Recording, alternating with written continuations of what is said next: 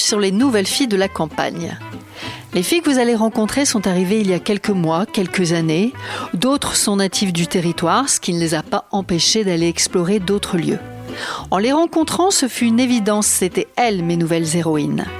Elles étaient dans l'hôtellerie, dans le soin, dans l'enseignement. Maintenant, leurs journées sont rythmées différemment. Alors, soit par les animaux, les marchés de producteurs, la météo. Elles ont eu le courage de tout remettre en question, en changeant de vie, en changeant de métier, en mettant plus de sens dans leur quotidien. Je suis Sandrine et dans ce podcast, je vais vous partager nos conversations qui, je l'espère, vous feront réfléchir, vous feront plaisir, sourire et peut-être vous donneront envie de sauter le pas ou pas. Ensemble, on vous parlera de ce que leur procure ce changement de territoire, de vie et de métier. Les nouvelles filles de la campagne ont 25 ans, 50 ans, peu importe. Ce qu'elles ont en commun, c'est une sacrée volonté. Elles ont du courage, elles sont passionnées, passionnantes et certainement un peu inconscientes. Aujourd'hui, je suis avec Wendy. Alors, il faut que je vous raconte quelque chose, parce que j'ai envie de tout vous dire ici dans ce podcast. Donc, avec Wendy, on s'est rencontrés maintenant il y a quelques années, puisqu'on est arrivés à peu près en même temps sur le territoire. Enfin, je ne vais pas tout vous raconter à sa place. Et avec Wendy, l'été dernier, on s'est dit, Wendy, c'est une nouvelle fille de la campagne, donc on va enregistrer un podcast, avec à la même période que Lisa, Lucille, etc. Et en fait, comme Wendy s'était installée il y a peu de temps, on s'est dit, avec Wendy, j'aime bien dire Wendy, on s'est dit avec Wendy que peut-être c'était trop tôt pour publier le podcast, l'enregistrement qu'on avait fait ensemble, parce qu'elle n'avait pas encore complètement démarré son installation, elle n'avait pas démarré les marchés. Et on s'est dit, on se retrouve dans quelques mois. Et dans quelques mois, c'est aujourd'hui. Bonjour Wendy. Bonjour Sandrine. Est-ce que c'est vrai ce que je viens de dire ou... Oui. Tu confirmes ? Oui, je confirme. Tu confirmes, hein, oui. On avait commencé à enregistrer ensemble, et puis finalement on s'est dit, mais il va manquer un peu de matière parce que tu vas pas pouvoir nous raconter tes aventures sur les marchés. C'est ça, oui. Et là, les aventures sur les marchés ont démarré. Oui. Donc, je te demande de me raconter à nouveau toute ton histoire. Mais avant de me raconter toute ton histoire, ou avant de nous raconter toute ton histoire, je voudrais que tu te présentes. Donc, je m'appelle Wendy, j'ai 33 ans. Je suis en couple avec Laurent depuis maintenant 11 ans. On s'est mariés là tout récemment. On a ensemble une petite fille qui s'appelle Abigail et qui a 4 ans. On vient de Belgique. Et là, tu vis ? En Dordogne. Alors nous, on habite une petite maison au milieu des bois, des prairies et des animaux, avec un panorama, je pense, un petit peu exceptionnel. D'ailleurs... c'est ce qui nous a plu la première fois qu'on est arrivé. C'est le panorama que tu es en train de regarder, là, on parle. Alors, d'ailleurs, elle ne me regarde pas, du coup, elle regarde le panorama. Oui, c'est ça.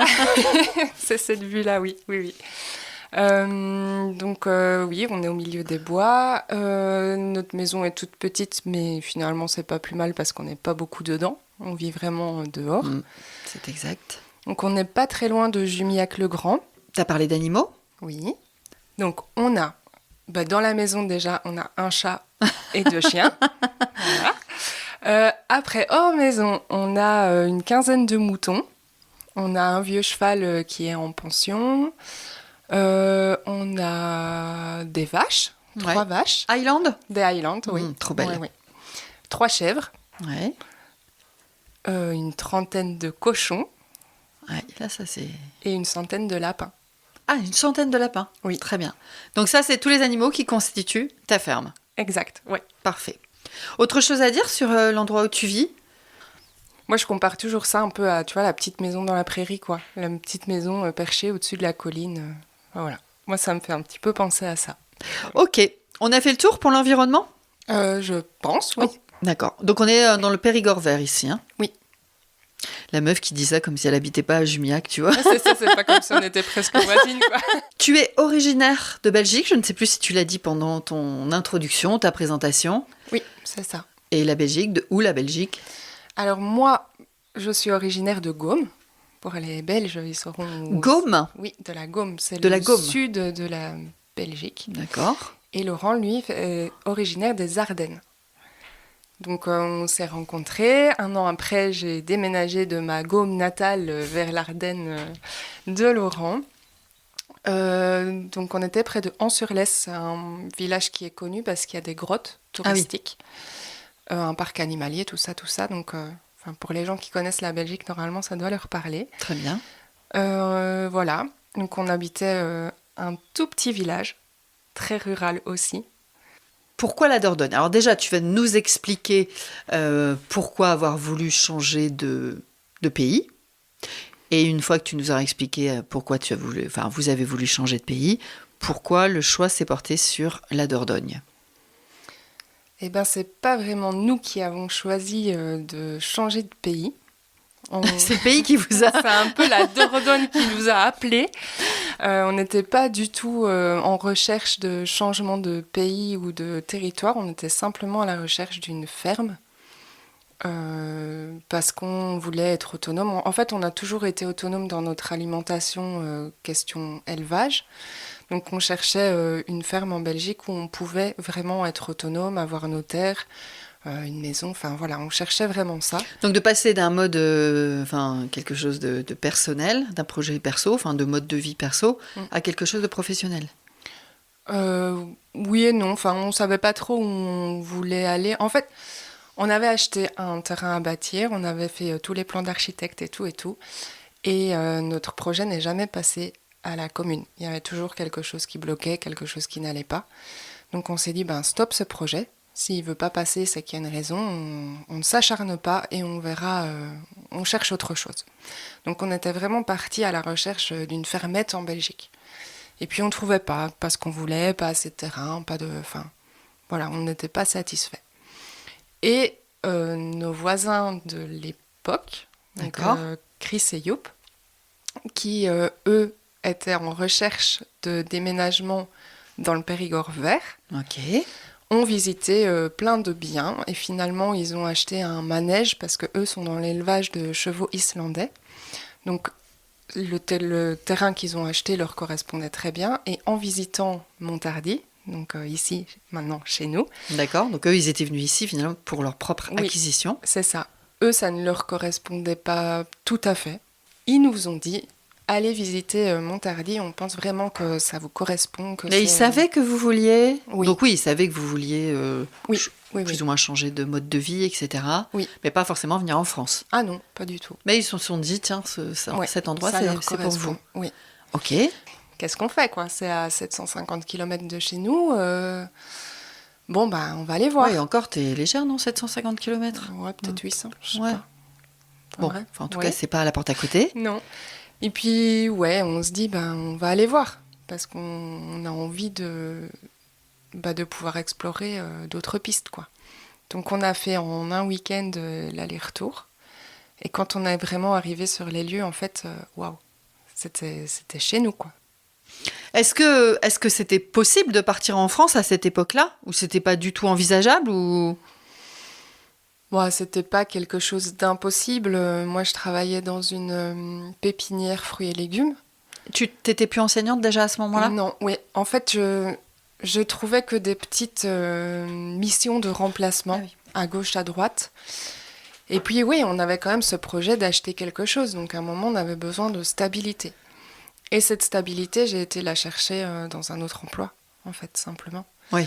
Donc, je suis devenue vendeuse en fruits et légumes et pépinières. Oui. Là, j'ai eu un CDI par la suite, ce qui nous a permis d'acheter ici. Et puis, entre-temps, je suis un petit peu tombée enceinte d'Abigail. donc, arrêt de travail après, parce que c'était une grossesse à risque. Donc là, tu es en Belgique, hein? Je suis toujours en Belgique, ouais. Ce sont vos voisins, vos anciens voisins, en fait, qui vous permettent de découvrir ce lieu. 2017, on visite. On tombe amoureux des lieux, on se dit, on a envie d'y aller. Okay. Entre-temps, je pense qu'on revient une fois visiter, passer une nuit dans la maison. Ouais, voir les alentours aussi, peut-être. Oui, si ça nous correspondait. On passe un entretien, entre guillemets, d'achat avec le propriétaire, qui lui est hollandais, qui est hyper attaché au lieu, à la forêt, et qui ne veut pas vendre à n'importe qui. Et qui ne veut pas vendre à n'importe qui. Il ne veut pas que la forêt soit rasée pour y mettre un camping, par exemple. C'est impensable pour lui. Donc là, on met tout en place, on vend notre maison, on va vivre dans notre gîte. Ouais, parce qu'il faut dire que donc ça c'est 2017 et Oui. vous avez acheté en 2019. Oui. Donc ce qui est intéressant de savoir, c'est entre 2017 et 2019, ok, ce monsieur ne veut pas vendre à n'importe qui, il veut que ce soit un projet qui lui tient à cœur, en tout cas qui respecte le lieu dans lequel il vivait avant. Et vous, pendant ces 2 ans, comment vous construisez ce projet ? Et comment vous arrivez à tenir ce monsieur, parce qu'il y aurait pu y avoir une autre famille avec un projet similaire, et puis s'ils achetaient tout de suite, ils achetaient tout de suite. Enfin, tu vois ce que je veux dire ? Oui, je vois. Alors vas-y, explique-nous un peu comment t'as fait. Qu'est-ce qu'on a fait ? On a déjà calculé, voir si on avait les fonds ou pas pour ne pas se mettre dedans, parce que c'est quand même important financièrement de savoir vivre. Donc nous en Belgique, on avait une maison et un gîte. Donc on a vendu notre maison, on a été vivre dans notre gîte. Tu avais changé de boulot, tu avais un boulot plus stable aussi, tu nous as dit. D'accord, donc ça fait partie, on va dire, de la stratégie pour venir à ton projet. Mais et comment tu tiens ce monsieur pendant 2 ans en lui disant on construit notre projet, on arrive On lui a expliqué clairement les choses. On lui a dit voilà, nous on a ce budget-là. Il faut on lui a dit clairement, il faut qu'on arrive à vendre notre maison pour pouvoir acheter sans avoir des emprunts énormes. On fait toutes les démarches au notaire, on signe un compromis de vente quand même pour avoir cette sécurité et lui et nous. Oui. Et puis après, tout a coulé. Avec une date de venue. Avec une date en disant on viendra à cette période-là, ou il n'y avait pas de date Non, il n'y avait pas de date précise. Enfin, les choses ont vraiment suivi leur cours, quoi. Ah ouais. Mais c'est parce que ça me paraît tellement long, 2 ans. D'ailleurs, tiens, en parlant, je me dis, tiens, il y a une question là. C'était long pour vous, non ? De se dire, putain, en 2017, on visitait un truc, c'est notre rêve, et on ne sait pas trop quand est-ce qu'on va y aller. C'était dur, non ? Oui et non. Enfin, c'était pas vraiment un truc hyper stressant, quoi. Si ça devait se faire, ça se ferait, et si ça ne se faisait pas, c'est que c'était pas pour nous, en fait. On est un peu comme ça, ouais. Si les choses se font pas, c'est que ça devait pas se faire. Et là, tu avais quand même touché du bout des doigts l'ensemble complet de vos rêves. Et on n'avait rien dit à personne. C'est terrible. Oui, c'est horrible. Hein. En fait, on avait tellement ce rêve dans la tête qu'on n'avait pas envie que les gens nous découragent. Ah oui, très bien. Et du coup, on en a parlé. On a dit, voilà, on a visité ça, on réfléchit, on verra bien. Et on a acheté sans rien dire à personne. Et du coup, une fois qu'on a acheté, on a dit, voilà, on a acheté ça, donc en 2019. On déménage pas tout de suite. Il y a un gîte là-bas, on va retaper le gîte, on va le louer pour déjà avoir une rentrée d'argent. Et puis, on déménagera plus tard. C'est comme ça que ça s'est passé ? Oui, parce qu'on avait un projet d'enfant et que je voulais pas venir accoucher en France sans savoir où je mettais les pieds. Donc, on avait vraiment ce projet d'enfant en Belgique. Voilà. D'accord, tu voulais absolument accoucher en Belgique. Oui. Mais Abigail, c'est un petit bébé miracle, du coup. Voilà, j'étais très très bien suivie en Belgique et j'avais pas envie de... T'avais peur d'accoucher dans la forêt. C'est ça. J'avais vraiment des risques à l'accouchement et du coup... Voilà. Et là, tu viens de dire encore une chose que je découvre. Tu viens de dire que finalement, à distance, donc vous avez acheté, vous avez retapé le gîte, vous louez le gîte pendant que vous êtes en Belgique. Oui. Non, mais c'est bien de donner des détails sur cette construction, ça peut aider certains à envisager ces possibilités-là. Donc, 1 an là de location de gîte, et alors donc, tu arrives en juin, enfin vous arrivez en juin 2021. Oui. Là, vraiment, avec tes valises, tes cartons. Des remorques, des remorques de valises. Oui, c'est ça. Ouais. On a déménagé toute notre vie vite fait, quoi. Vite fait ? Pourquoi vite fait ? Ça faisait 4 ans que tu parce que c'était le créneau. C'était... Créneau Covid. Créneau Covid, ouais. Créneau chômage Covid. C'était un peu la période où on se dit, là, on n'est plus vraiment tenu finalement d'être là. On est à la maison, quoi. Donc on se dit, allez, on fait les cartons et on y va, quoi. Qu'est-ce que ça fait le jour où vous arrivez ici ? Le premier jour, ça fait quoi ? Ça fait bizarre, parce que ça y est, on est là, la famille est loin, donc ça au début, c'est pas toujours facile, merci Messenger, WhatsApp et tout. Et puis finalement, on a tellement de choses à faire qu'on se met dans le direct, quoi. Il y a des ronciers énormes, il faut entretenir, Il y a la maison à rénover. Vous avez été vite pris dans l'activité. Oui. Mais vraiment, quand tu es arrivé, tu sais, en bas, parce que donc il faut savoir qu'il faut faire à peu près 900 mètres, je pense, avant d'arriver à la maison. Enfin, donc il faut grimper, monter, traverser la forêt. Et on arrive effectivement à la ferme de Montardy. On dit la ferme de Montardy ou la ferme Montardy ? Nous, on a appelé ça la ferme du domaine de Montardy. Oh, c'est plus... Oui, ça fait un peu parce que c'est pompeux. chic. Hein. Ok, donc la ferme du domaine de Montardy. Oui, donc il se passe quasiment 1 kilomètre avant d'arriver. Mais oui, voilà, quand vous êtes là, avec vos remorques, etc., tu grimpes, et t'arrives là, et qu'est-ce que ça fait ? Vraiment, le moment où t'arrives. Waouh. Ouais. Tu te dis, maintenant, je vais vivre là. Ouais, c'est chez nous, ouais. Tu réalises tout de suite. Tu te dis vraiment, c'est chez nous tout de suite. Ouais, je pense. Tu mens comme tu respires, non ? Non, non. Je suis pas du tout une bonne menteuse en plus, mais, non, vraiment. Je me dis, ça y est, quoi. On a concrétisé le truc. Je pense que c'est vraiment un soulagement. On y est. Ça y est. Maintenant, peut-être que... j'ai du mal à me rappeler mes sentiments passés. Je sais pas pourquoi. Je vis pas beaucoup dans le passé. Et du coup, ouais, je pense que peut-être qu'on a eu un moment de creux en se disant « Oh là là, qu'est-ce qu'on a fait La maison est en ruine. » Enfin, tu vois, il y a certainement eu ces passages-là. Hein, il y en aura encore, mais là, je pense que ouais, on était heureux d'arriver. Ouais. Est-ce que tu penses que toutes les nouvelles filles de la campagne, ou les autres, les hommes, les femmes qui font ces changements de vie comme ça, est-ce qu'ils ont tous à un moment donné un espèce de down où ils se disent « Oh, qu'est-ce que j'ai fait ?» Peut-être, ouais. Enfin, nous, on l'a eu, en tout cas. De se dire, oh là là là là, mon Dieu, mais c'est énorme à entretenir à deux. Parce qu'il faut savoir qu'il y a quand même 59 hectares de propriété. Ouais, j'allais te demander justement pour que les gens se rendent compte. Ouais. Il y a à peu près 45 hectares de bois qui n'ont plus été nettoyés depuis la tempête de 99. Donc, il y a un peu de taf, quoi. Vraiment. Et oui, on se dit qu'à deux, avec en plus Abigail qui avait 1 an, donc c'était un peu chaud. Je ne veux pas dire inconscient, mais ouais, il y avait vraiment beaucoup de travail, ouais.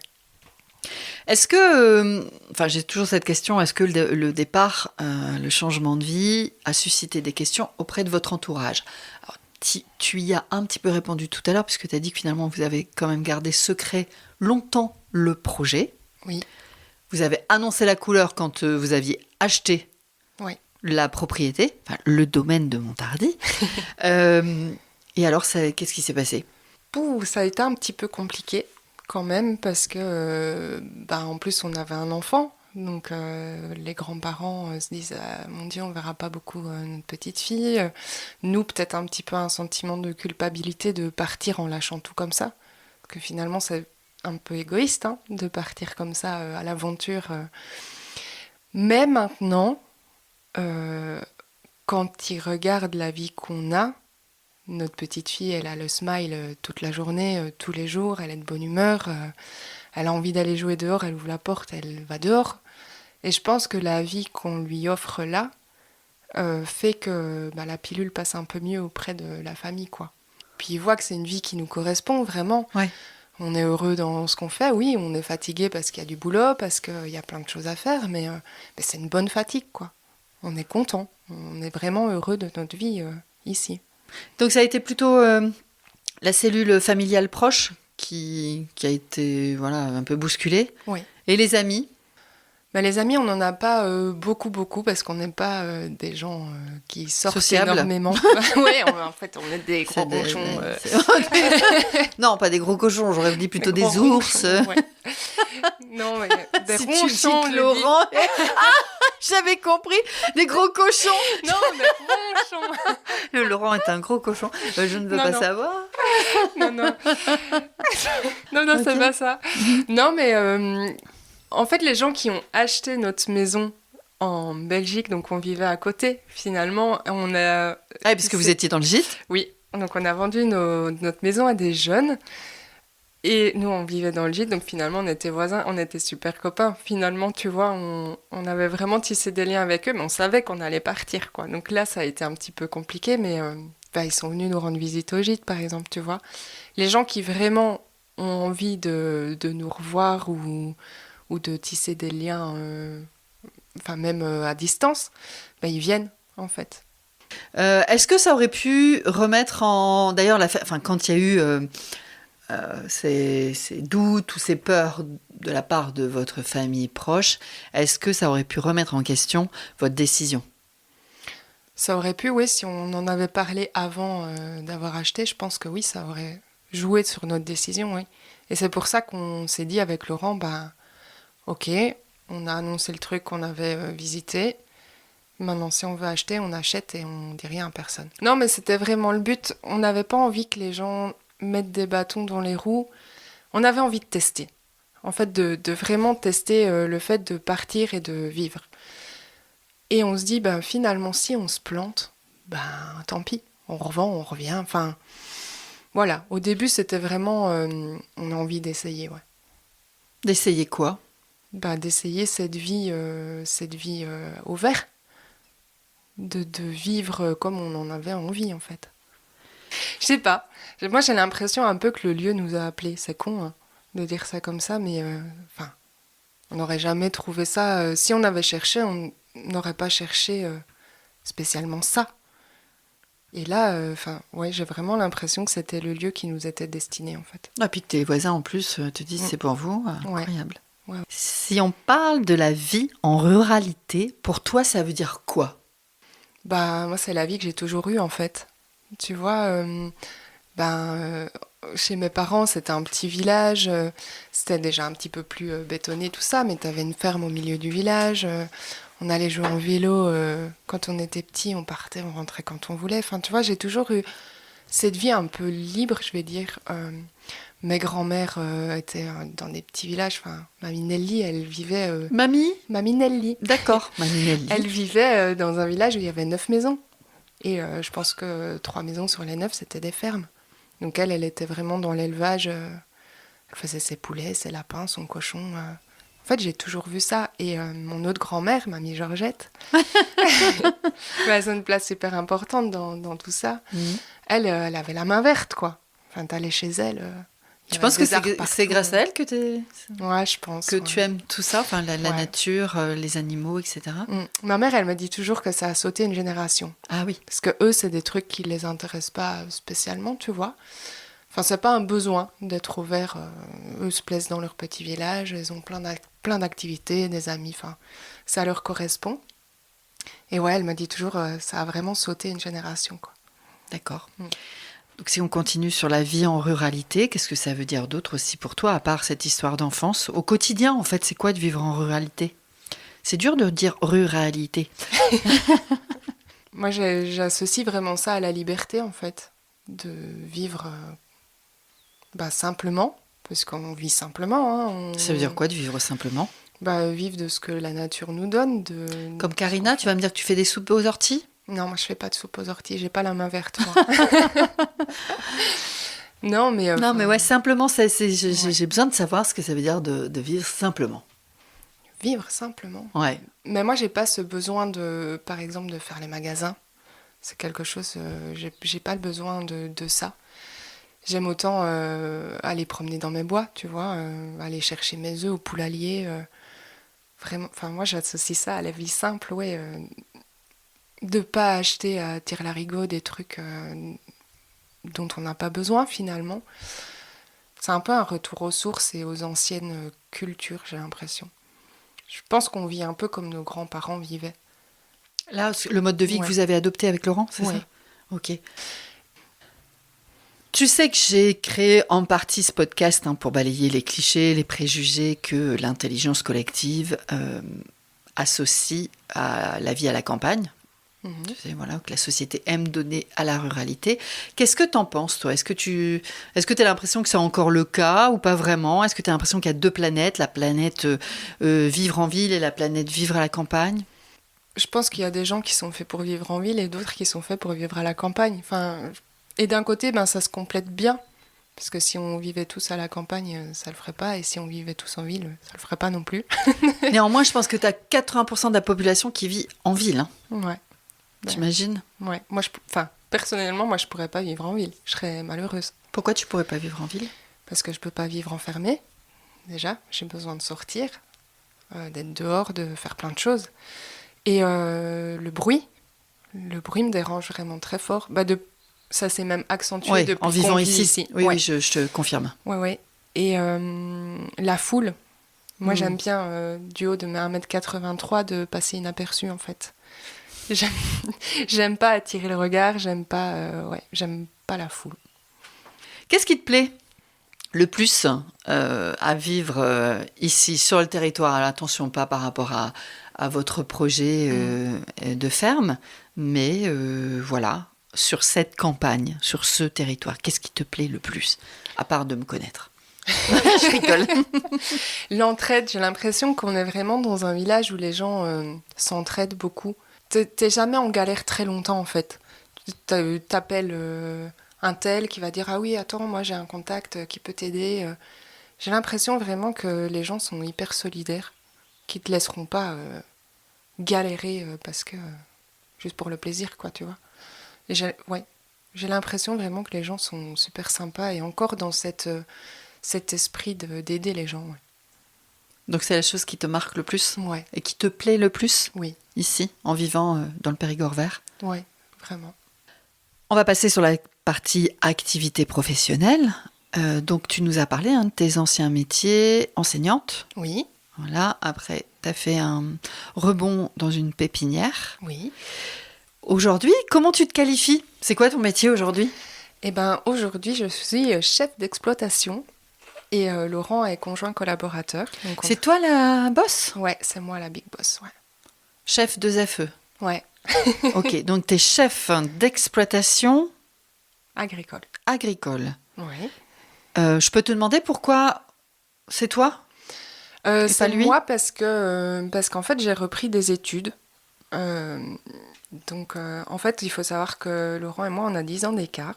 Ben, on a le droit à des aides agricoles pour lancer notre activité. Ah, mais il y a un seuil Mais il y a un d'âge. seuil d'âge. Ah, d'accord. Ouais. Donc, je pense que c'est 40 ans ou 41 ans. Enfin, toujours est-il que Laurent Il y n'est avait plus passé il y avait passé la date Ouais. de péremption. Ouais.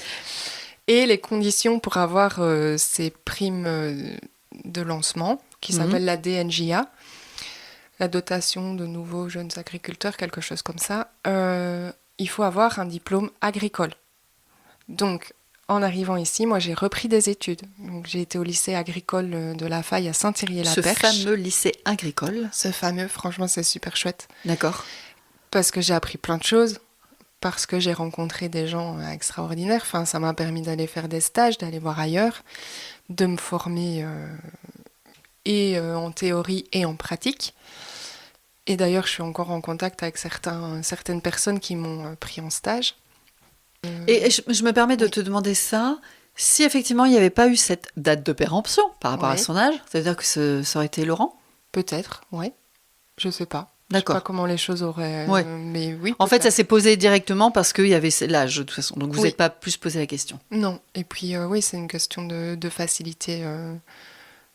De facilité pour Administrative. le moment. Administrative, Et ouais. ça te plaisait, toi, de te dire, bah tiens, je vais reprendre, parce que c'est un cursus d'1 an. Oui.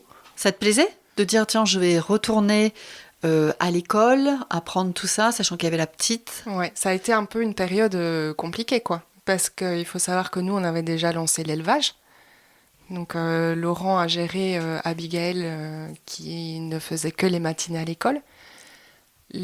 Soigner les animaux. Enfin, voilà, il a vraiment géré cette période-là comme un chef, quoi. D'accord. Et moi, pendant ce temps-là, j'allais à l'école. Le soir, il fallait que je m'occupe d'Abigail. Il fallait que je fasse... parce qu'on a des évaluations, donc il fallait vraiment que je bosse pour l'école aussi. Donc, ouais, ça a été un peu un an rock'n'roll, quoi. Donc, tu es chef d'exploitation agricole. Oui. Donc, on est dans une ferme. Oui. Voilà.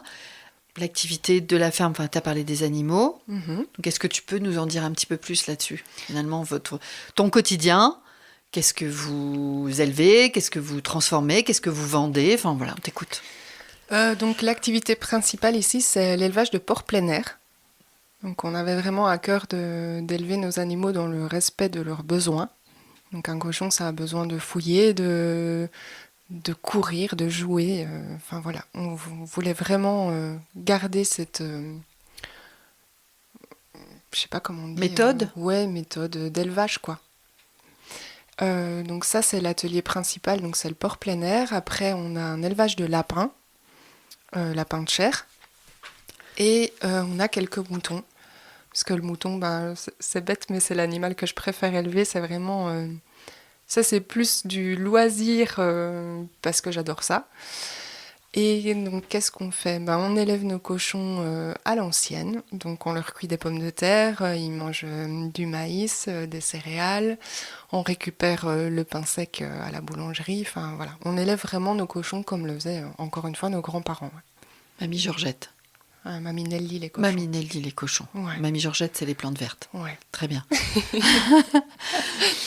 Ok. Les lapins, t'as dit lapins de chair? Oui. Bah, en fait, tu as plusieurs sortes d'élevage de lapins. Tu as les lapins angora pour la laine, par exemple, et tu as les lapins pour la consommation. D'accord. Il y a encore beaucoup de gens qui mangent du lapin. Eh ben oui, j'ai l'impression. Ouais. On a de la demande, en tout cas. D'ailleurs, je peux te poser la question, ce joli lapin que tu as vu, ça te fait quoi à la transition? J'ai envie de te dire. Eh ben moi, Comment tu gères ça? un petit cœur d'éleveuse, ouais. Ouais, comment parce que en fait, c'est étrange dans ma tête, mais je me dis, parce que tu es très axé nature, tu aimes la nature, tu aimes les animaux. Comment, à un moment donné, tu les passes vers l'au-delà? Tu vois, En fait, on a nos reproducteurs. Donc, nos reproducteurs, bah, on n'y touche pas, quoi. Là, par exemple, on a ramené 3 lapines de Belgique, c'est nos vieilles lapines. Elles font plus de jeunes, mais on ne peut pas les tuer. Parce qu'on a quand même un lien avec nos animaux. On leur a demandé de faire des portées, de les élever. Et elles, on a encore un peu de mal à les passer vers l'au-delà, tu vois. Je pense qu'elles vont mourir de leur belle mort. Maintenant, les jeunes qu'on fait naître dans l'optique de les passer en viande, bah, eux, on s'y attache pas, en fait. Comment tu fais pour pas t'y attacher? Alors que tu t'en occupes tous les jours. Bah, tu nourris, tu regardes si tout le monde va bien, mais tu commences pas à faire des doudous et des... Ils ont pas de prénom? Non. Que nos reproducteurs, oui. D'accord. Ils ont tous un prénom. Et c'est comme ça que tu arrives à... À me détacher, ouais, un peu. Ouais, c'est compliqué, hein. Oui, moi j'ai un petit cœur, en plus, je m'attache très vite à nos animaux. Si je perds une brebis, c'est une catastrophe. Hein. J'en pleure même. Hein. Quand je perds un animal, ouais, j'en pleure. Mais voilà, ceux qui sont vraiment destinés à la transformation, je vais dire ça comme ça, oui, on s'y attache moins. On se détache un peu, ouais. Est-ce que vous n'auriez pas pu être maraîcher? Pourquoi choisir la viande? Parce que je pense que j'aurais fait mourir plus de légumes que d'animaux. Tu serais passé vers l'au-delà direct. Oui, c'est pas du tout quelque chose qui m'attire en fait. J'adore l'élevage, le contact avec les animaux. D'accord. D'où aussi ce projet de ferme pédagogique. Oui. C'est vraiment ce contact avec les animaux. Ouais. Tu pourrais être végétarienne? Oui, je pense. Donc tu pourrais être végétarienne, mais continuer cette activité? Je sais pas. Ah, c'est chaud, hein, comme... C'est chaud, hein, comme... Ouais, en fait, je mange de la viande d'animaux qui ont été élevés dans le respect. C'est hyper important. On en mange moins, mais on mange de la qualité. Voilà, ouais, je pense que je peux franchement me passer de viande, oui. Ouais. Mais encore une fois, voilà, c'est des choses qu'on a élevées nous-mêmes. On sait que y a pas de traitement antibiotique, y a pas... On n'est pas bio, parce qu'on peut pas vraiment aller chercher ce label bio, parce qu'on n'est pas autonome dans l'alimentation des animaux. Et ça doublerait le prix, à savoir qu'un cochon, ça mange 3 kilos par jour par cochon. Donc, tu dois en faire cuire des pommes de terre? On fait cuire énormément de pommes de terre, ouais. Mais, voilà, on essaye quand même... on va le manger. Donc, ça sert à rien d'aller traiter les animaux contre des maladies qu'ils n'ont pas, quoi. Donc, on essaye vraiment d'être dans le respect de la nature et le plus naturel possible. Comment ça s'orchestre une journée chez vous? Alors, il faut savoir que moi, j'ai une double activité. Donc, je travaille le lundi et mardi à la ferme du Malabory à Jumiac-le-Grand. Ouais. Donc, c'est un élevage de cochons aussi. Oui. Eux, ils sont sur air paillé. Beaucoup de cochons sur le territoire. Hein. Ouais. Et donc, moi, je travaille au labo. Donc, lundi, mardi. Ça veut dire quoi, travailler au labo? Je fais tout ce qui est emballage, étiquetage, préparation de commandes. Enfin, voilà. D'accord. Ouais. Et donc moi j'ai cette activité-là. Donc le matin, on prépare Abigail, moi je l'amène à l'école et de là je file travailler. Et pendant ce temps-là, Laurent, lui, soigne les animaux. Enfin, il fait tout ce qu'il y a à faire sur la ferme, quoi. Et ça veut dire quoi, ça? C'est quoi, en fait, d'abord, c'est les nourrir, Oui. nettoyer leur parc. L'avantage du plein air, c'est qu'on ne doit pas spécialement nettoyer les parcs, en fait. On fait des rotations dans les parcs. Donc, on change nos animaux de place pour faire un vide sanitaire. Donc, le temps que les maladies ou les parasites, etc., qui sont dans le sol puissent s'évacuer. Donc, on bouge nos animaux de place. Tous les combien? Tous les 6 mois, à peu près. À savoir qu'un cochon, chez nous, vit 1 an et demi.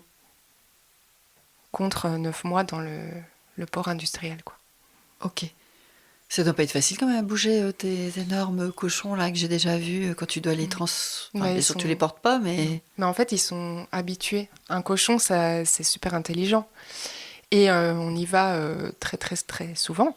Donc, ils sont habitués à nous. Ils savent qu'on n'est pas méchants. Parce qu'il est hors de question pour nous de lever la main sur nos animaux. Mais en fait, ils sont hyper habitués. On les habitue depuis tout petit avec la nourriture. C'est quand même plus facile. C'est stratégique. Ouais, c'est stratégique. Ouais. Donc là, c'était pour dire qu'effectivement, il n'y a pas un nettoyage des parcs, mais ça se fait naturellement, enfin, avec un process. Donc, on leur donne à manger, il y a ça. Et ensuite, c'est quoi les autres tâches? Il faut nettoyer les auges pour mettre à manger, vérifier qu'il y ait bien à boire partout. Il y a les clôtures à faire. Ça, j'ai l'impression qu'effectivement, à chaque fois que je vois des activités des chefs d'exploitation, tout ça, il y a toujours les clôtures. Vous faites toujours des clôtures. Mais qu'est-ce qui se passe avec ces clôtures? Si tu fais pas de clôture, tes animaux... Oui, mais une fois que la clôture, elle est OK, j'ai l'impression que tout le monde fait toujours des clôtures. Parce que tu dois... en fait, plus tu bouges tes animaux... pas tes animaux, tes animaux. Tu peux le dire. Plus tu bouges tes animaux de place, moins de risques sanitaires tu as, en fait, simplement. Oui. Parce qu'une brebis qui va, par exemple, aller pâturer pendant hyper longtemps, va aller chercher son herbe de plus en plus rare, et donc se parasite. Donc plus tu as de parcs, plus tu peux faire une rotation. Donc l'idée, c'est de construire beaucoup de parcs, donc de clôtures, pour pouvoir effectivement effectuer cette rotation. Exact, ouais. D'accord.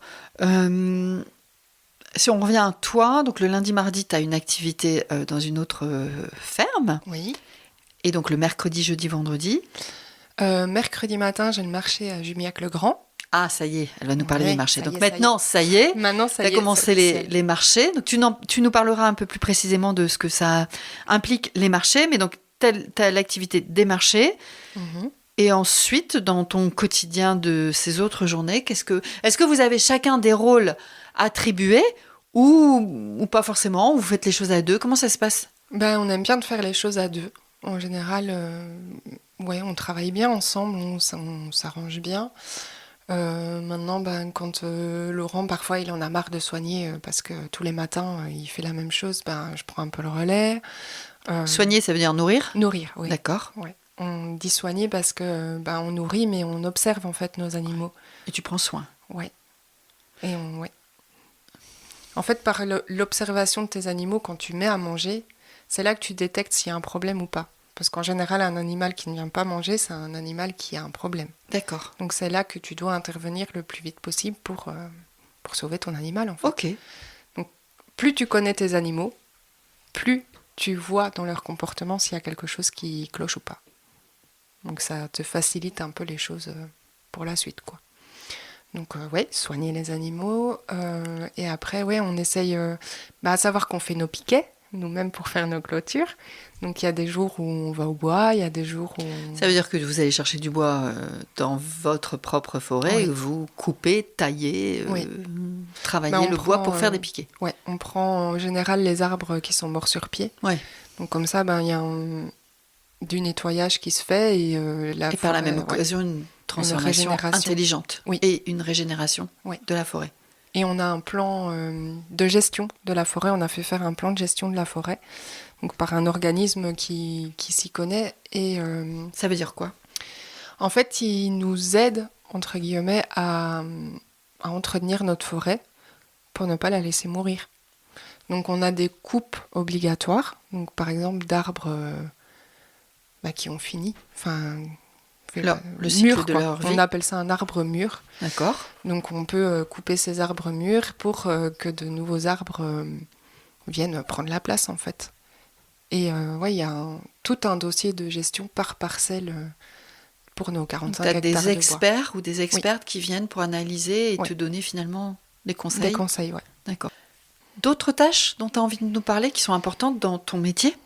Y a tout ce qui est soins, déjà les vermifuges. Ah oui, c'est vrai. Oui. Y a une fois par an les prophylaxies. Il y a les prophylaxies sur les cochons, sur les moutons. Tu peux préciser ce que c'est les prophylaxies? Prophylaxie, c'est une prise de sang obligatoire chaque année pour détecter les maladies dans les élevages. En fait, et par animaux, je sais plus te dire quelle maladie par animaux, mais t'en as pas pour tout le monde, ouais. Ok. Puis il y a les parties contention, justement de. Donc, contention, c'est le fait de bouger les animaux et de.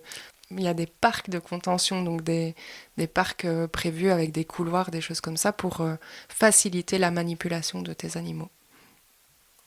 T'en connais des trucs, hein ? J'ai fait des études. Hein. Bah ouais. Putain. Ouais, l'élevage, c'est vraiment quelque chose qui me passionne, quoi. J'adore ça, vraiment. Ah bah, tu fais une bonne transition. Qu'est-ce qui te plaît le plus dans ton nouveau métier ? Ouais, le contact avec les animaux.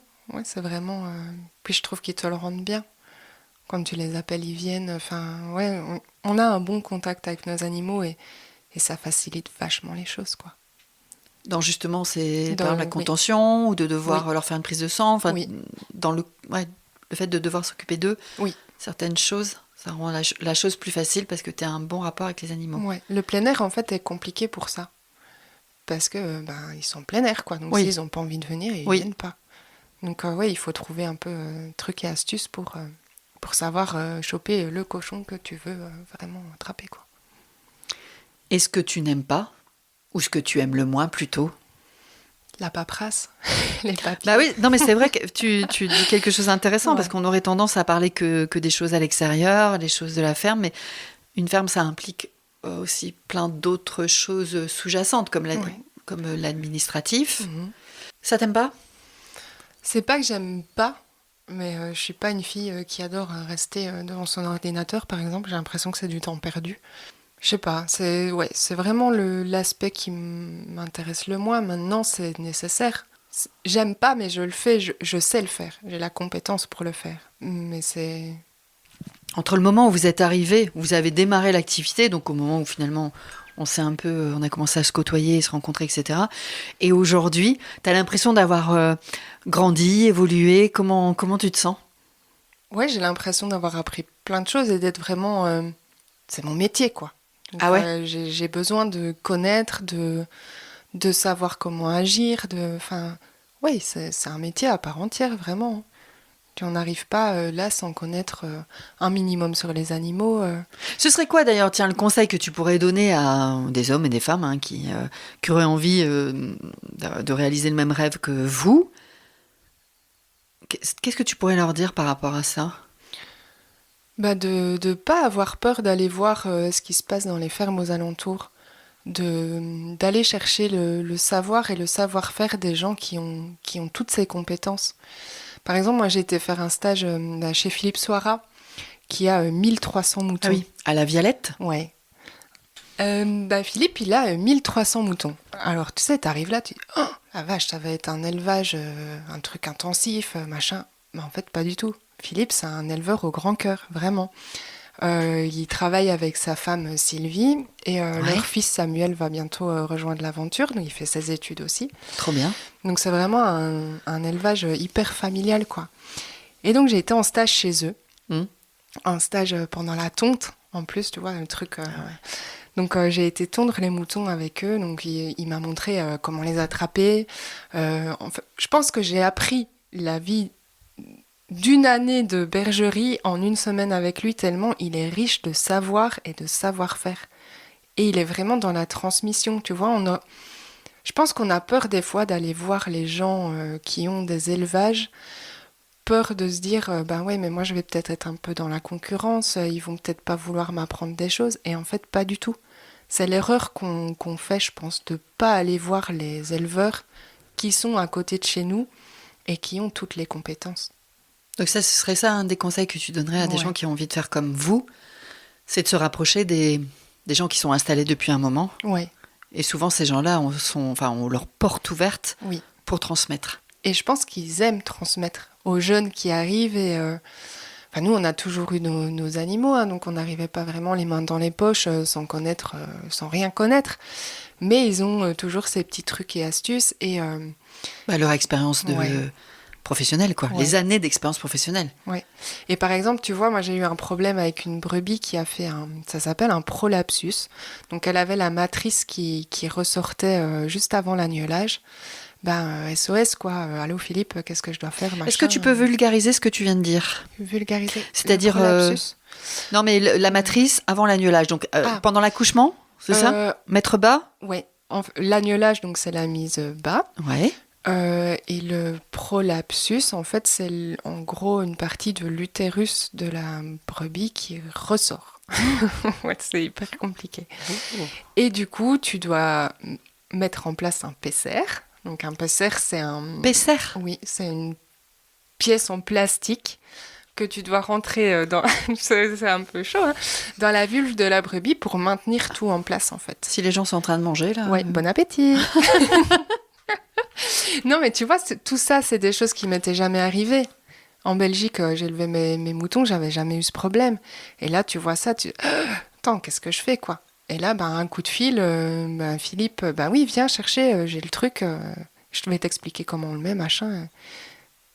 D'où aussi la solidarité, tu en as parlé tout à l'heure. Ouais, c'est hyper marqué. Mais l'expérience pas des anciens, pas forcément des anciens, mais anciens du métier, quoi. Du métier. Ouais. Top. Et aujourd'hui, tu es toujours en contact avec tous ces gens et ils te donnent encore toujours beaucoup de matière, beaucoup de conseils. Oui. T'hésites pas à les appeler. Oui, non. Ils viennent te visiter ? Ils n'ont pas vraiment le temps. Hein. Ouais. Mais oui, quand on a le temps. Là, par exemple, cette année, je retourne à la tonte parce que c'est un moment super convivial et puis il a besoin d'aide. Et inversement, quand on a besoin d'aide, il est là pour nous. Donc tu as envie d'être là pour les gens qui t'aident, quoi. Ok. Bon, un petit coucou à Philippe, alors. Ouais, petit coucou. On passe au marché ? Oui. Donc, je sais qu'il y a quelques mois, quelques mois maintenant, tu avais ce désir de faire les marchés, donc de vendre vos propres produits. Oui. Eh en fait, nous, on amène nos porcs à l'abattoir.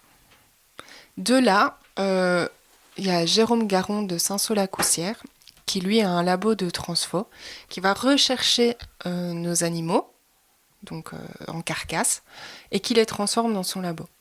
Donc là, pour le moment, on est parti sur... c'est un boucher. C'est un boucher, ouais. Charcutier, boucher, charcutier. Oui. Donc il nous transforme les lapins et les porcs. On est parti au départ sur des bocaux, des conserves, parce qu'on n'est pas équipé en remorque frigo. C'est quand même pas donné, je pense que c'est 5-6 000 euros, quelque chose. C'est un peu ce qu'a Lucille sur les marchés, c'est ça, une remorque frigo ? Non, ça c'est une vitrine de marché. Donc ça j'ai déjà. Ouais. Ce qui nous manque vraiment, c'est une remorque pour aller rechercher nos colis de viande. Ah d'accord, donc un camion réfrigéré ? Ouais, c'est ça. Mais pas le véhicule, vraiment la remorque. Oui, juste en remorque. Oui. Donc ça s'achète, ça coûte cher, j'imagine. Oui, entre 5 et 6 000 euros, je pense. Ok. Et là, pour le moment, on n'a pas les fonds. Ouais. Parce qu'on privilégie le bien-être de nos animaux avant. T'as pas à te justifier. Voilà. T'inquiète pas. Et du coup, on a envie de lancer une cagnotte participative sur Mimosa pour justement pouvoir aller chercher cette remorque frigo qui nous débloquerait vachement les choses, quoi. Bon, c'est parfait. Alors toutes les personnes qui vont nous entendre, et on mettra les liens dans le podcast pour que tous les auditeurs et auditrices participent à la cagnotte. Moi, c'est trop cool. Voilà. Allez, attention. Autant qu'on en profite. Donc maintenant, tu fais les marchés, vous faites les marchés, je pense que Laurent t'accompagne. Ça t'a fait quoi de faire ton premier marché ? C'est vraiment la concrétisation de tout ce qu'on avait mis en place. Ça concrétise vraiment le projet, quoi. Ça y est. On y est, on peut vendre, on partage avec les gens notre élevage. Parce que le but un peu d'arriver ici, c'est de permettre aux gens qui n'ont pas le savoir-faire ou la place pour élever leurs animaux de manger de la qualité en fait. Voilà, le but premier c'était ça. Et alors, quand tu as installé ta table, que tu as mis tes produits, ton premier client ou ta première cliente, c'est qui? Tu le sais? Tu t'en souviens? Ah non, je sais même pas. Ah, t'aurais dû prendre une photo. Oui, c'est vrai. Tu te souviens pas? Non, je me souviens pas. C'est quelqu'un que je connais pas du tout. Bah, c'était chez Olivier et David, donc je sais Ah pas. oui, c'est vrai, c'est le Je premier sais marché, pas. c'est le marché Ouais. chez Olivier et David. Ok, mais ça t'a procuré quoi comme émotion? Bah, de la joie et de la fierté, ouais. Ouais, de la fierté, je pense, d'avoir réussi ce projet qui nous a pris tant de temps et d'énergie. Ouais, de la fierté. Et Laurent aussi? Ouais. Le soir, vous avez bu un coup, j'espère. Je sais même pas si on a bu un coup. On n'est pas des fêtards, nous. Ah, dis-moi champagne. Moi, j'aurais ouvert 3 caisses de champagne. 3 caisses Bah attends, au moins ça. minimum, ouais. Une terrine vendue, une bouteille de consommé. Non, je plaisante, mais bon, en tout cas, vous étiez heureux, fiers, Ouais, j'imagine. fier d'y être arrivé, ouais. C'est compliqué de s'installer sur un marché, enfin d'avoir sa place sur un marché? Là, ce qui facilite les choses, c'est que je connais déjà tous les exposants. Oui, les Donc, nouvelles filles de la Les campagne. nouvelles filles de la campagne, en l'occurrence, ouais. Donc, bah, t'arrives déjà en terrain un peu préconnu, donc t'as moins d'appréhension. Mhm. Mais ouais, il faut le temps aussi que les gens aient envie de t'approcher, aient envie de venir voir ce que tu fais, d'en discuter avec toi. Il y a des gens qui prennent pas le temps, par exemple, de venir voir parce que ils ont l'habitude de faire leur tour au marché et que c'est comme ça, tu vois. Mais je pense Petit qu'il à faut un petit. petit temps, Ouais, un petit petit à temps petit. d'adaptation et d'aller chercher un peu les gens. Moi, je savais très bien en commençant les marchés que ce serait pas hyper facile. Enfin, t'arrives pas là et clac, clac, clac, quoi. Donc, puis, qu'est-ce qu'on a? Bah, on a un petit peu de dépôt dans les offices du tourisme. Ah oui, Ouais. à Jumiac. À Jumiac et à Thiviers. Ouais, super. Il faut que je vois aussi avec le lycée agricole, puisqu'ils ont une petite boutique de produits de la ferme. Maintenant, je ne sais pas si je peux avoir ma place ou pas. Il faut que je vois encore avec eux. Qu'est-ce qu'on fait? On va faire les jeudis festifs à Saint-Paul-la-Roche Ah ouais, très bien. en été. Ah oui. Il y a un soir d'ailleurs où on va proposer le repas. Donc ça, c'est encore toute une autre aventure, mais pourquoi pas, finalement, on va essayer et on verra ce que ça donne. Ouais. Et puis bah, les autres jeudis, j'aurai mon petit stand avec mes conserves, mes saucissons. Ah oui, parfait. Ben, c'est cool, hein? Ouais, ça se met en place. Ouais. T'as réussi. Bah pour le moment, oui. Bah ouais, t'as réussi. J'ai une question, tu y réponds ou tu n'y réponds pas. La question financière, puisque effectivement, ça intéresse quand même ou ça interroge. Est-ce que vous vivez de votre activité aujourd'hui? Pour le moment, non. Bah parce qu'on s'est lancé au 25 janvier, qu'il faut qu'on mette les choses en place, etc. C'est pour ça que je travaille sur le côté aussi, pour assurer une stabilité financière quand même. Maintenant, j'ai l'impression qu'on s'en sort pas trop mal. Est-ce que tu as construit un business plan en te disant, voilà, on va réussir en vendant autant avec cet élevage, nanana, nanana. Ouais. On arrive à assurer autant de revenus? Ouais. Bah déjà à l'école, on a construit l'épreuve finale, entre guillemets, est de prouver que ton projet est viable. Donc sur 5 ans, tu dois faire un plan d'exploitation sur 5 ans avec tes projets d'augmentation de cheptel. Donc le cheptel, c'est les animaux reproducteurs. Oui. Donc tu dois prouver qu'au bout de 5 ans, tu arrives à te tirer minimum un SMIC. Et on y arrive. Enfin, sur le papier, on y arrive. Maintenant, il ne faut pas que tu aies de problèmes sanitaires, il ne faut pas que tu aies... Voilà. Donc sur le papier, ça doit passer. Pour le chef d'exploitation Oui. ou chacun? Nous, on a pris un peu chacun. Maintenant, c'est... Sur papier, vraiment, c'est le chef d'exploitation qui doit se tirer un SMIC au bout de 5 ans. Mais normalement, on doit pouvoir vivre à 2. Ok. Avec ce que vous avez Avec ce prévu. qu'on a prévu. Ouais. La partie, justement, argent, financière, est-ce que c'est quelque chose qui te travaille, qui te tracasse, ou pas du tout? Et comment tu gères ça? Je pense que tu as des périodes où tu es un peu plus stressé que d'autres. Déjà, on gère ça en se disant que si on arrive à payer nos factures et avoir le frigo plein, on est bon, quoi. Maintenant, je suis pas une fille qui adore le shopping. Enfin, tu vois, donc j'ai pas des gros besoins financiers. Donc tant qu'on arrive vraiment à vivre, Ouais, on est cool, quoi. d'accord. Je pense qu'on arrivera toujours à rebondir. On n'est pas figé, et si vraiment la ferme c'est une activité qui est pas viable, on va pas aller s'enterrer, on va pas aller se mettre dedans. Si ça fonctionne pas, ça fonctionne pas, il faut faire autre chose. D'accord. Bonne transition, puisque j'allais te demander si effectivement, est-ce qu'aujourd'hui vous seriez capable de faire marche arrière? Alors, il y a peut-être deux choses. Il y a marche arrière sur l'activité professionnelle et marche arrière sur votre vie ici sur le territoire.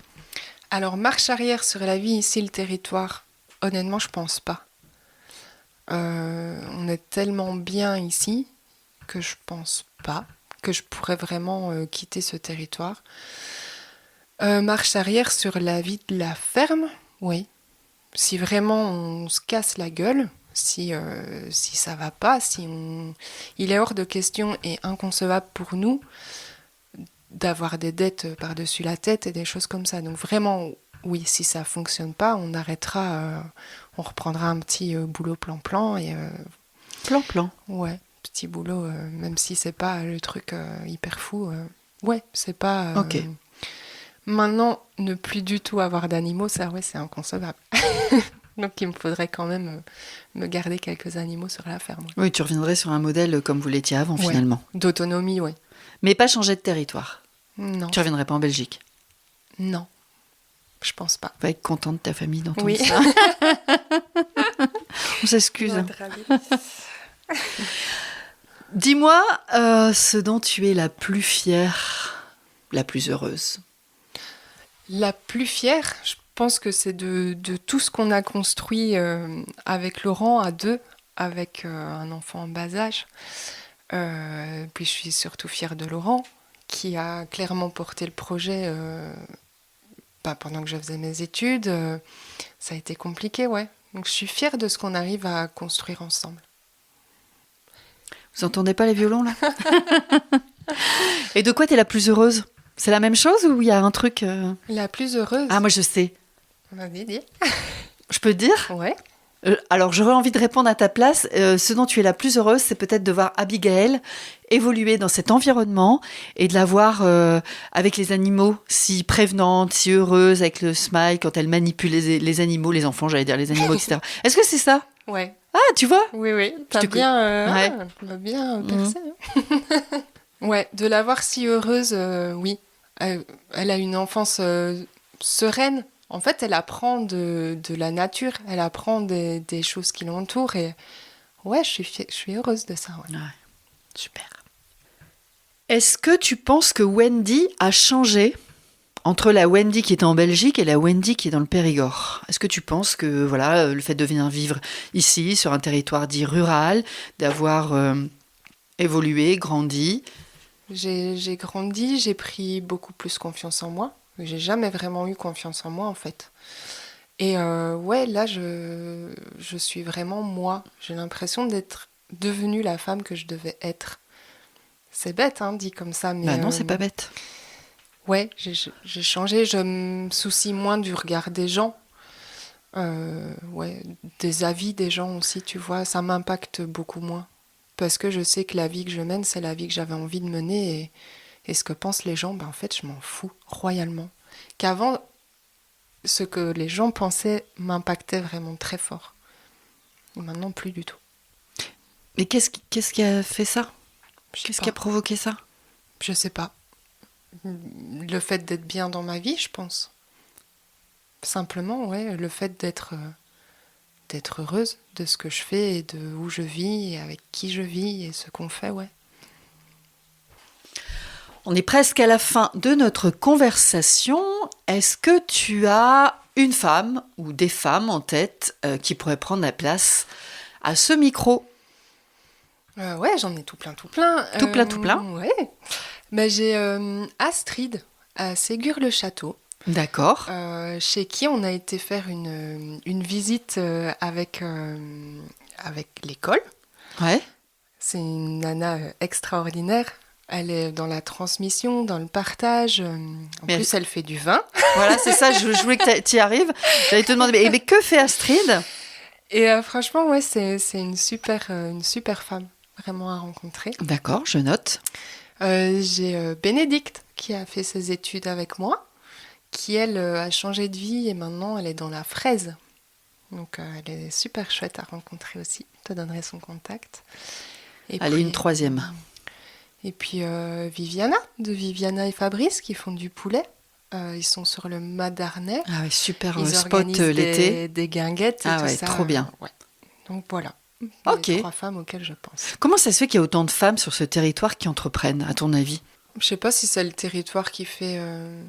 Puis le fait qu'on soit en ruralité aussi, ça tu fais un peu, je vais pas dire ce que tu as envie, mais peut-être que tu es plus libre de faire le métier que tu veux faire. Tu t'inventes la vie dont tu rêves ? Peut-être. Je sais pas. Je sais pas du tout. Ok. Pourquoi les femmes ? Pourquoi les femmes ? Est-ce que tu as un livre, un film, un reportage qui est en lien donc avec ton activité, que tu as adoré, que tu as aimé, que tu peux recommander ? Moi, j'aime bien les guides de l'autonomie sur les fermes. Alors, je sais plus, c'est le Larousse de vivre... comment ça s'appelle ? Je sais plus te dire le nom. Faudrait que tu me retrouves le lien. Ouais, c'est le petit Larousse de la vie en autonomie, quoi. D'accord. Et ouais, t'apprends plein de choses sur faire son potager, faire l'élevage, faire ses conserves. C'est ton livre de chevet ? Je vais pas dire que c'est mon livre de chevet, mais ouais, je l'ai beaucoup lu avant d'arriver ici. Ouais. Merci pour la recommandation. Si demain, un de tes proches, un ami, enfin peu importe, en tout cas dans ton réseau, dans ton environnement proche, te dit qu'il souhaite changer de vie, qu'est-ce que tu as envie de lui dire ? Bah essaye. Essaye. De toute façon, on risque pas grand-chose. Hein. Et si on se plante, on pousse et on apprend d'autres choses. S'il y avait un message que tu voudrais passer sur vivre en ruralité, ça serait quoi ? Vivre de ce que la nature te donne, vivre de ce que les autres t'apprennent. Ouais, je sais pas, c'est le lien à la nature et aux gens. La question bonus, ta famille, tes amis sont là autour avec nous, autour de la table et Qu'est-ce qu'ils ont envie de te dire à ton avis, là, maintenant ? Je pense qu'il y en a certains qui diraient qu'on est complètement cinglés de vivre comme ça. D'autres peut-être qui seraient fiers de tout ce qu'on a mis en place et voilà, ouais, je sais pas. T'as 2 camps là-dedans. T'as le camp de ceux qui vont dire mais vous êtes dingue. Ouais. Et t'as ceux qui sont contents de voir le résultat. Ouais. Une phrase, un mot pour la fin, et après je te laisse retourner aux animaux. J'aurais juste envie de dire aux gens de vivre leur vie. Vraiment, de ne pas se soucier de ce que les gens peuvent penser ou dire, que si c'est quelque chose qui leur tient à cœur, il faut le faire. Voilà. Tout simplement. On termine avec ça ? Ouais, on termine là-dessus. Eh bien, merci beaucoup Wendy. Merci pour le temps que tu m'as accordé. Merci pour les bons conseils. Merci pour nous avoir raconté ta vie. Merci pour la nature. Merci pour le Périgord. Merci pour les animaux. À bientôt. À bientôt. Merci aussi. Merci pour ce partage. Je suis certaine qu'il sera utile et qu'il fera résonance au moins à l'une ou à l'un d'entre nous. Pour conclure cet épisode et pour m'encourager à en produire d'autres, on partage l'épisode à son entourage. Ça veut dire la famille, les amis, les collègues, les voisins. Et le Graal, ça serait d'aller mettre des étoiles et des commentaires sympathiques sur Apple Podcast et Spotify. Abonnez-vous à la chaîne de podcast pour être informé puis pour recevoir facilement les nouveaux épisodes. Vous pouvez me retrouver sur les réseaux sociaux des Nouvelles Filles de la Campagne, Instagram, Facebook, LinkedIn, j'en passe et des meilleurs. Et si vous aussi, vous avez des filles en tête, des femmes, des nanas qui pourraient partager leur histoire, n'hésitez pas à me contacter sur lesnouvellesfillesdelacampagne@gmail.com. Si vous avez envie d'échanger avec les Nouvelles Filles de la Campagne, sachez que je mettrai leurs coordonnées dans les descriptifs du podcast. Je vous souhaite une bonne journée, une belle soirée. Et je vous dis à bientôt. Merci.